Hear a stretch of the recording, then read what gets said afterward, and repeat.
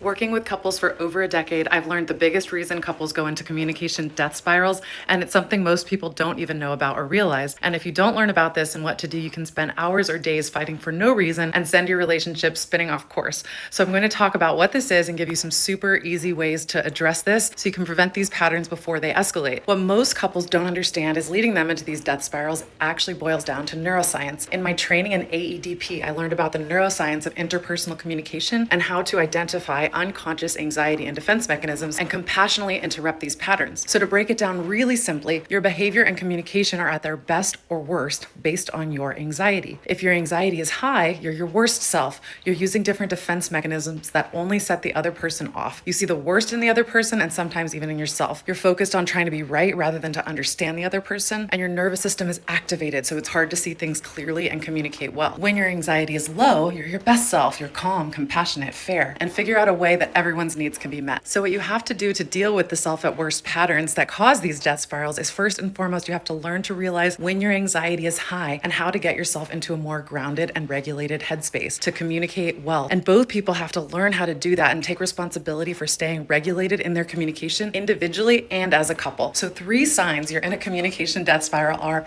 1, you keep going around in circles without getting anywhere. 2, you're both trying to prove each other wrong rather than understand each other. 3, you're having a hard time stepping away from the conversation. So there are a lot of different tools you can use to regulate your nervous system and anxiety and get back to that self at best state where you can communicate calmly and productively and hear each other out. The first and most important thing you can do is to identify and label the loop. Say out loud to your partner, "We are in an unproductive spiral. We're not getting anywhere, so we need to take a time out from the communication until both of us are calm and ready to communicate." There are a lot of grounding and anxiety regulation tools I go over in other videos. One of the most important things you can do when you're feeling stuck and fixated on something is to actually take some time to distract yourself and think about something else. That can help your nervous system calm down and recalibrate and regulate. If you're so upset that you can't even get yourself to focus on something else, journaling is a really good idea. That's a safe place where you can express your feelings without censoring and let out your anger and fears. It can be really helpful to write it down and get it out. For many people, it can feel very grounding and relieving to write things down. Or if you have a trusted friend who's open to listening, you can of course call them and get it out. Just be careful, because sometimes if you're in that kind of state, people want to offer advice, so you need to make sure you trust the person if you do that. There are so many communication anxiety regulation tools I cover in these videos, so be sure to check them out. If you want to go deeper into exploring your relationship issues and couples therapy, or your anxiety, or both, my team and I specialize in all of this. I absolutely love working with couples and people with anxiety and relationship issues. My company, My LA Therapy, actually offers a free matching service where we match you with the perfect therapist for your unique needs and situation. And if you don't absolutely love your match, your session is free. Unlike most companies, I personally vet and train and hire only the best therapists, not only based on their clinical skills and education, but also based on their personal attributes of being warm and grounded and committed to their own personal work. So if you're interested, you can check out the links below or go to mylatherapy.com to set up a free matching call.